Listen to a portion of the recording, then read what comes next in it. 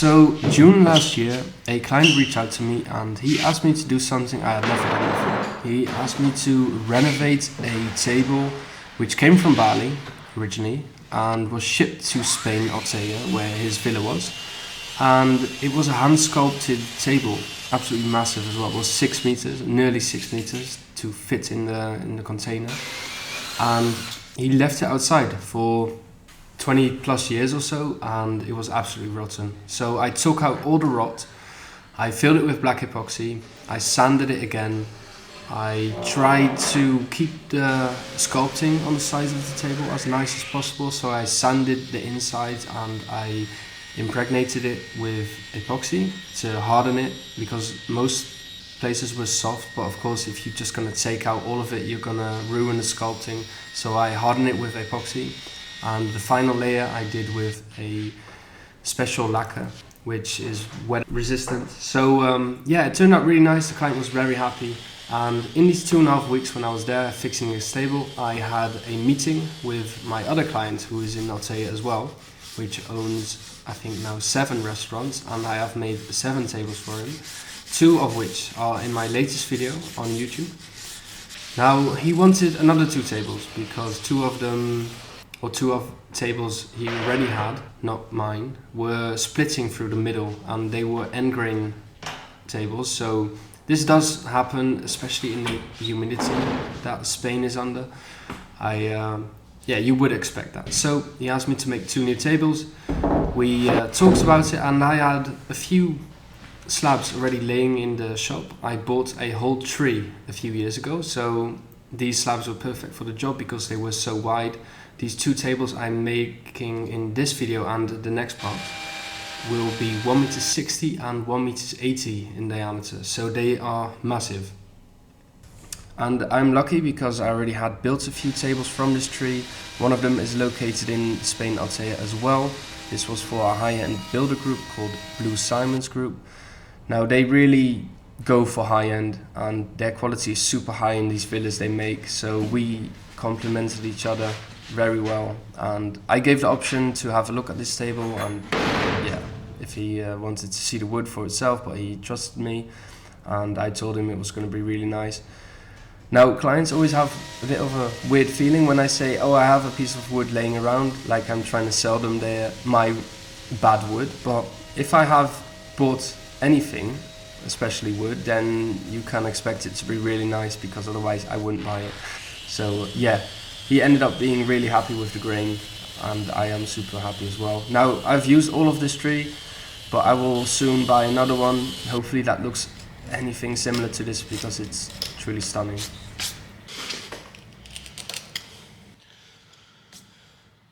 Up until this point in the video I have scribed a line or a circle on top of the wood.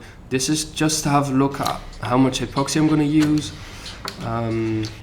yeah, how wide the river is going to be, if it looks nice. And in this case, for the largest table, so the table of 1.80 m, I made a little jig or little mold on the outside to fill epoxy on the outside live edge. So I made a river, and then I added some epoxy on the outsides to get that 1.80 m, because otherwise the river would just be too wide and it wouldn't look aesthetically as pleasing as without this little corner filled up with epoxy. So yeah, you'll see that later in the video, but it looks really nice in the end. And yeah, for this video I'm going to do a part 1 and 2. So this is something I'm just trying. Maybe you guys like it or maybe not. Tell me in the comments, please. And yeah, it was such a long video, otherwise I thought I'm just going to try part 1 and 2, so let me know what you think of that. And for anyone wondering how the table from Spain ended up, the one I renovated, here are some pictures. It turned out really nice in my opinion. I tried my best, the client was really happy, and yeah, I did a top layer of special lacquer that's weather resistant, and yeah, I told the client not to put it in any rain, or like direct rain, just to keep it as nice as possible for as long as possible.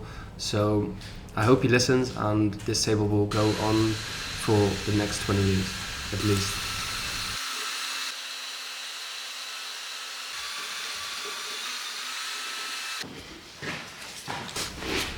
this is the part that some people have questions about, and this is pretty much just priming the wood. So when pouring the thick layer of epoxy, so the deep pour epoxy, it will pull bubbles out of the wood. So the wood has air trapped inside, and it's very minimal.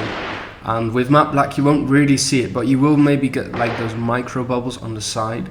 So this prevents any micro bubbles from escaping the wood, and yeah, it's just a nicer finish. It takes a bit longer, it's a bit of extra work, but it does really help in the end. What helps as well is taping the underside of the wood before putting it on top of the mold. This helps with leakage because the deep pour epoxy is pretty much like water and it will go into any crack it can. So taping the underside helps prevent a little waste.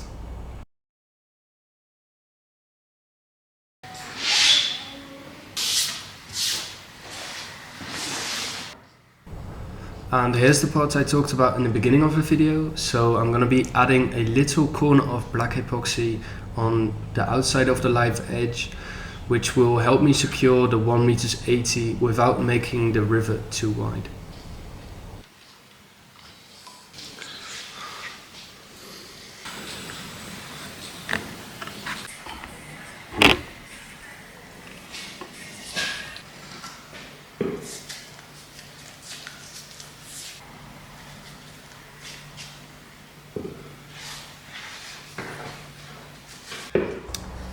Here you get a little bit of a better view of me sealing the edges, but I don't only seal the edges, I seal the well, the white material you can see. I don't know what's called in English, it's but it's anti-stick, so it doesn't stick to the epoxy. It's great for making molds and I can reuse them, but I always seal that as well to make sure that it doesn't even extract any bubbles from there.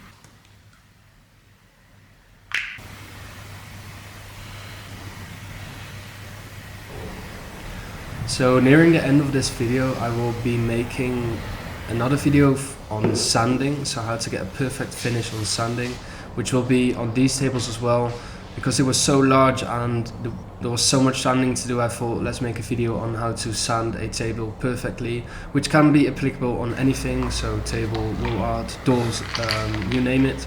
Now, please let me know what you think of this part 1 and 2 system. The voiceover, what you think of the lighting, anything that could help me enhance the future videos, because I really like making these videos and I want them to be the best they can be. So if you have any comments on how to make these videos better or have any tips and tricks, let me know in the comment section. Like the video if you liked it, dislike it if you disliked it, and subscribe if you want to see more.